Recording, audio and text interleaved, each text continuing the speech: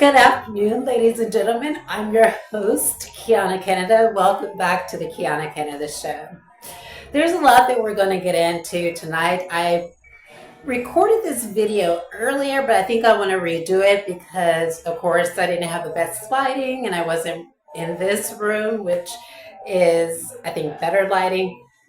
But before we get into this video, don't forget to like, share, and subscribe to this channel. Remember that your likes and your shares, what it does is it pushes videos like this up in the algorithm. It tells the algorithm that these videos are important. But we must remember that just because videos like this are not pushed up in the algorithm, that does not mean that videos like this are not important. I am going to apologize ahead of time. I know that the volume is not well and it's not great as expected, but if you remember in previous videos, I stated I had to sell my microphone, and I did that because Irish American information gathering agencies hacked into my devices and kept me without a device for quite some time. And so luckily, a very kind person loaned me 50 pounds and I was able to get a smartphone, and this is what I'm recording on. And so until I can get a microphone, I'm just going to have to work with what I have.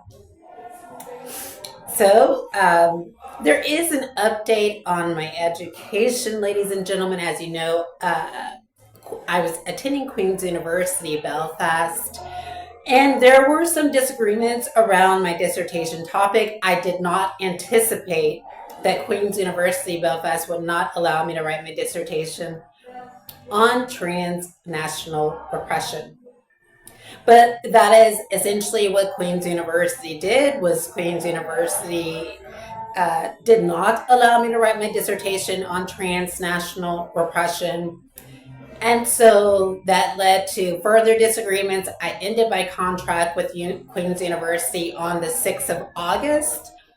And at that point, I was disappointed that the relationship broke the way that it did because I really valued my education.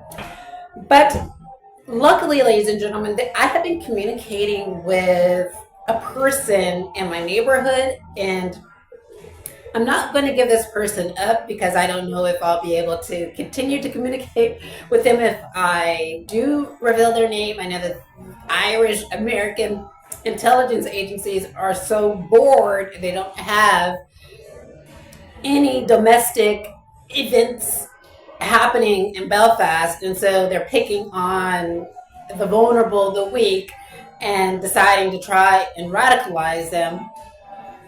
And so, ladies and gentlemen, I'm saying that to say that, of course, I've been communicating with a person and they made some phone calls for me. Not only did they do that, but they also sent some communications for me. And there are a few universities that are interested in having me as a student and accepting my dissertation. We sent some documents to them, and those documents were, of course, related to Queen's University and how our relationship ended.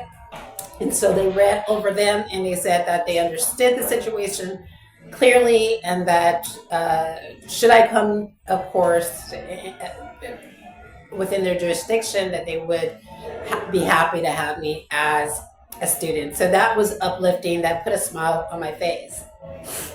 So what I want to talk to you about today is whether the Democratic Party can catch up to the Republican Party in the United States. If you're not American and you're watching this, you would know that there's two parties that dominate within the United States. We have a duopoly, and that is the Republican Party as well as the Democratic Party. And recently, we have seen that there has been a united front with the Republican Party, especially in the aftermath of the unalivement of a far right protester, an activist. And so, ladies and gentlemen, this raises, I think, for me, an important question as to whether or not the Democrats are going to use this time that it has now to circle its wagon and to start to focus on policies that its constituents find most important. So, again, I do understand that the DNC has, I think that there was lustration within the DNC. So, a lot of those leadership positions, people were either laid off or pushed out of those leadership positions. And the DNC hired younger talent to lead the Democratic National Committee. But is that enough, is the question. And my answer to that is I don't think that it is. I don't think that it is enough to secure a place in the 2028 election cycle or to win the presidency. Now, there are fresh candidates in the Democratic Party, and that is a discussion on another. So we'll have that discussion at a later date. But I want to focus on policy issues and what I think if the Democratic Party focused on, that they would possibly win the election. Now, the number one policy position that has yet to be raised by either party is the issue of homelessness. So we understand that in the United States, I think that the United States leads the world, if not its allies, in the number of homeless citizens that I feel are present within the United States. And you may say, well, Kiana, the United States is a huge country, but the United States is also a very wealthy country. And if we remember, Elon Musk, with his participation in Doge, said that there were billions of dollars that were not being utilized and that were being allocated to measures and countries that it was, in his opinion, that it was just a wasted, I think the funds were being wasted in his opinion, right? But the question is whether or not that the United States could allocate those funds to, I guess, for the lack of better words, to prevent or to cure homelessness in the United States. Now let's take a cursory view of what homelessness in the United States looks like. So there are major cities where people are sleeping out on the streets. There are some cities that have been named tent city within the United States because there are so many homeless people sleeping in tents. That, of course, that's in California and New York and other cities, of course, in the city where I'm from, and other major cities within the United States. And I personally feel like if the United States took those funds that it claims was found through the Doge, I guess this Doge department, whether or not, ladies and gentlemen, whether or not if those funds would tackle the issue of homelessness in the United States. Now, I guess what I have in mind, or I guess what I foresee is, for example, like a year where people that are houseless are actually, for example, given a place to stay for a year. So the government is paying for their rent for a year, and this is the time, ladies and gentlemen, for those people to go out and look for work. Now, of course, this is not applicable to immigration. So although I took like an immigration law class in university in my undergrad, I'm not really sure as to whether now immigrants can work once they come to the United States if they're under asylum, etc. But what I do know is that in a lot of other countries, especially in the United Kingdom, you don't automatically have a right to work. So I'm focusing on citizens and the homelessness that's within the American populations, people that are citizens of the United States of America. And so, to reiterate, if the U.S. government allocated those funds from Doge and allocated it toward policies and programs that would uplift the homeless population, give them a place to lay their head at night for about a year, that is within, giving them a place so for example, most homeless shelters in the United States, and this is not all, ladies and gentlemen, but some in the United States are not places of dignity. And so it's about the humanity effort, right? And if the US government allocated those funds and say, okay, well, we're taking these funds and we're creating housing, and this housing is for the houseless. And for a year, they're under a program for a year. And this is where their rent is paid, and their responsibility is to uplift themselves out of homelessness through looking for a job, through education. Ladies and gentlemen, with this endeavor, I strongly believe that the homeless population would decrease dramatically.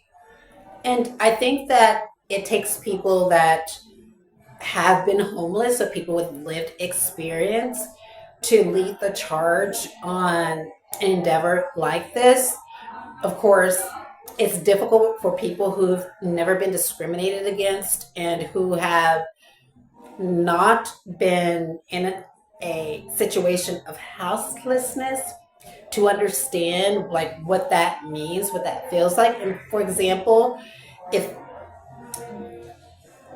the American population that is homeless would have a place to sleep at night, they're able to have access to hygiene, and they're able to shower, then that is an incentive to get up and look for work.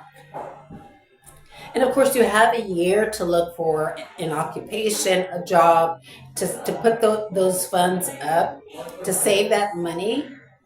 And once you save that money, of course, you're able to get yourself an apartment, and you're able to move out of this homeless program that is provided by the government.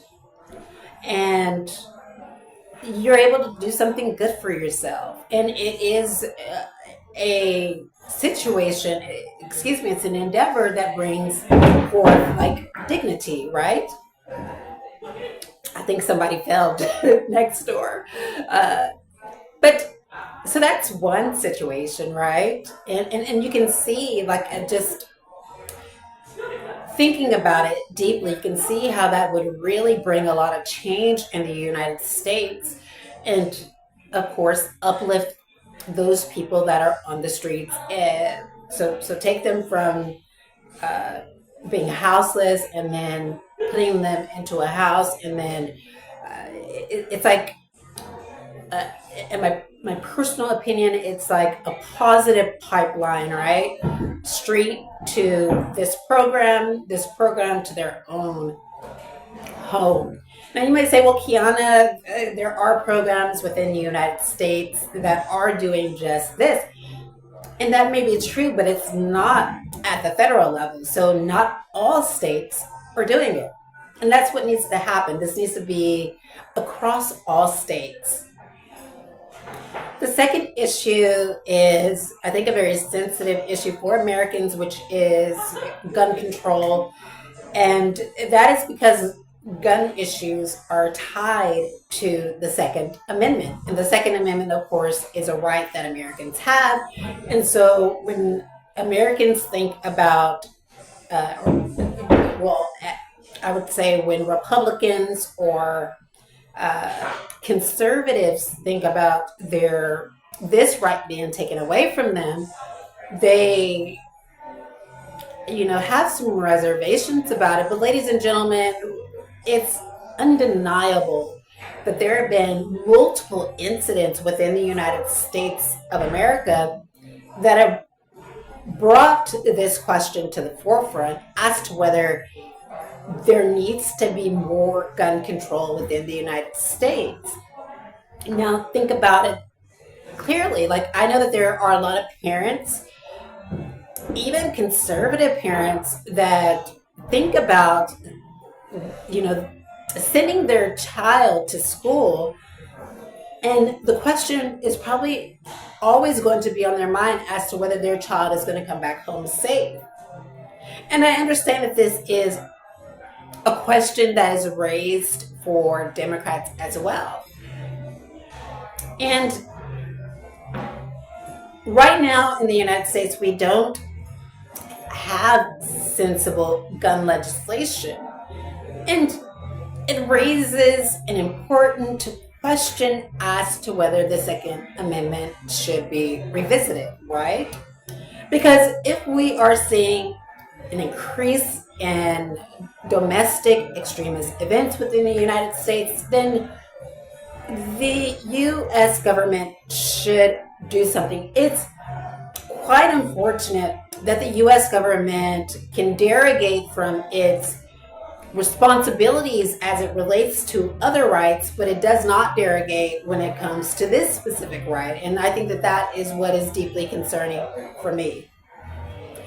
The third situation that I think, ladies and gentlemen, that would tackle, that I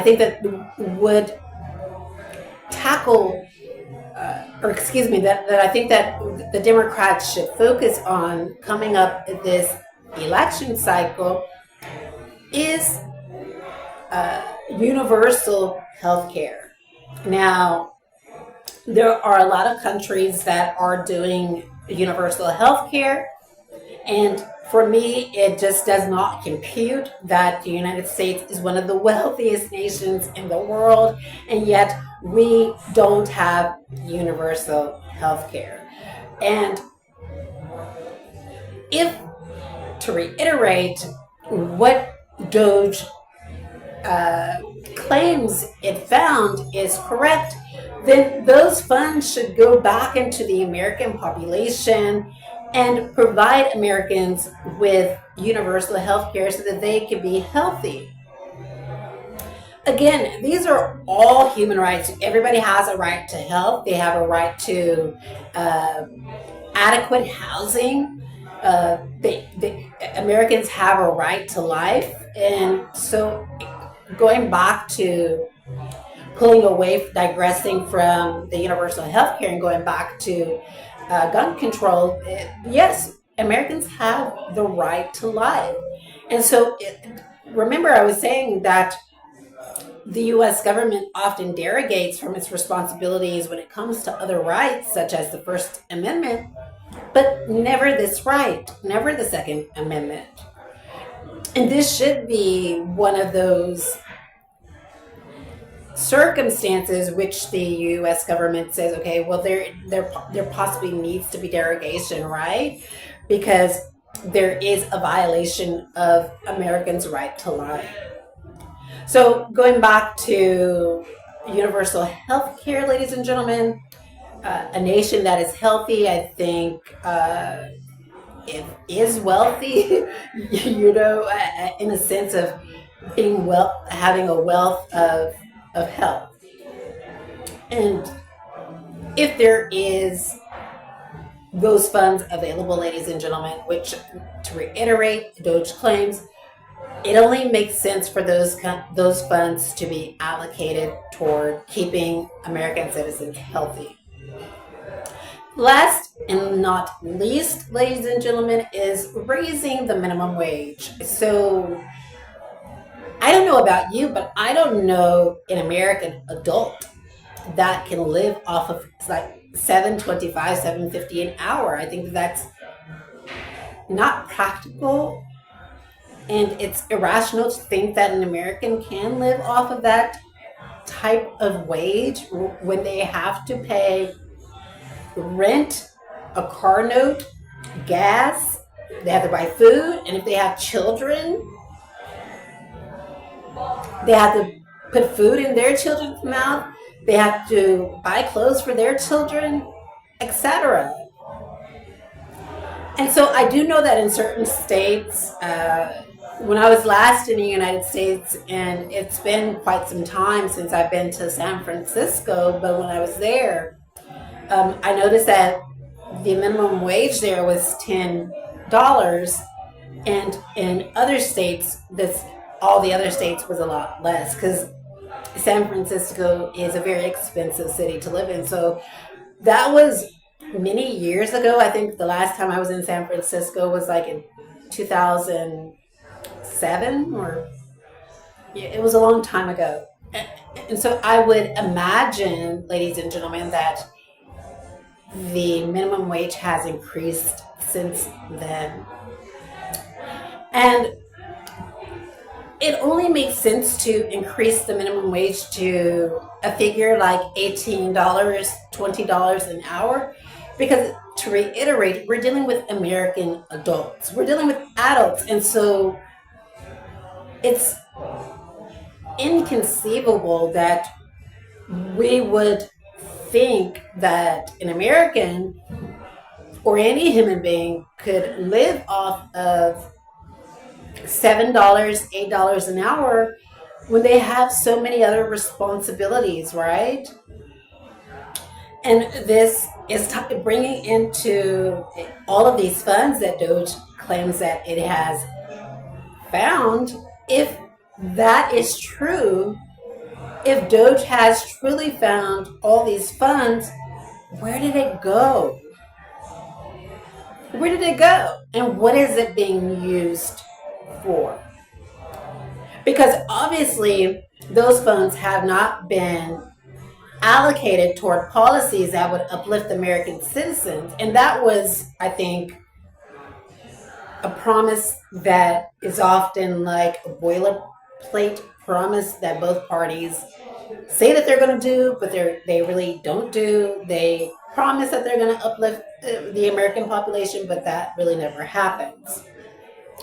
So these are 4 policy areas that I think that the Democrat Party, there's one more, there's 5, sorry, and the last is reparations for descendants of slaves.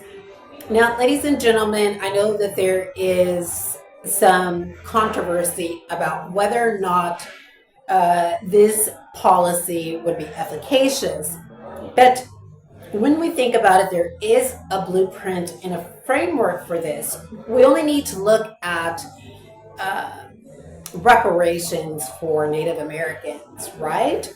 Or the reparations that the Japanese received who were placed in internment camps, or the reparations that Jewish people received because of those atrocities that happened during the Holocaust, or the reparations that the comfort women received as well. Now, comfort women is just a term, it's just a safe term to, I guess, take attention away from the fact that those women were trafficked to soldiers, and so they gave it the term comfort women. These women were trafficked against their own violation, and so they received reparations as well.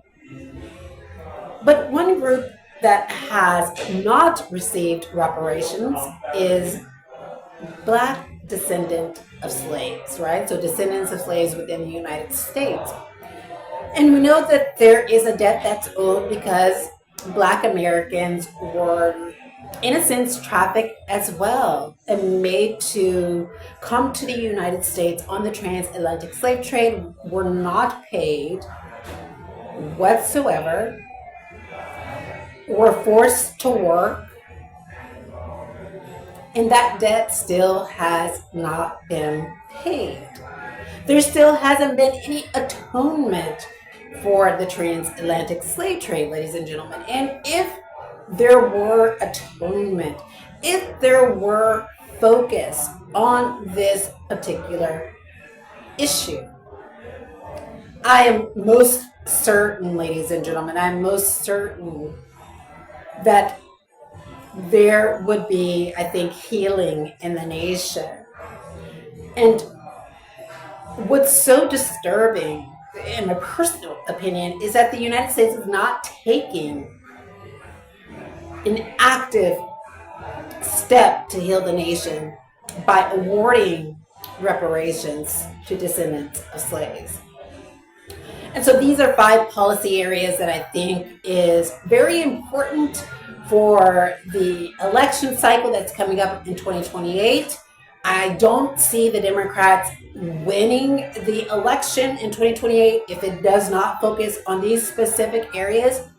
These areas, I certainly agree that with 75% that there can be bipartisan support on both of these areas, because what human being wouldn't want to see somebody lift themselves up by the bootstraps and address the homeless population, right? What human being wouldn't want someone to have a livable wage, right? What human being wouldn't want descendants of slaves to receive reparations for the atrocities that happened during the transatlantic slave trade? What human being wouldn't want there to be universal health care? What human being wouldn't want there to be extra protections for the right to life? And I think if we preface it that way, put it in those terms, I think that these policies can be strengthened, and I think that would make a better America. And there you have it, ladies and gentlemen. Don't forget to like, share, and subscribe to this channel.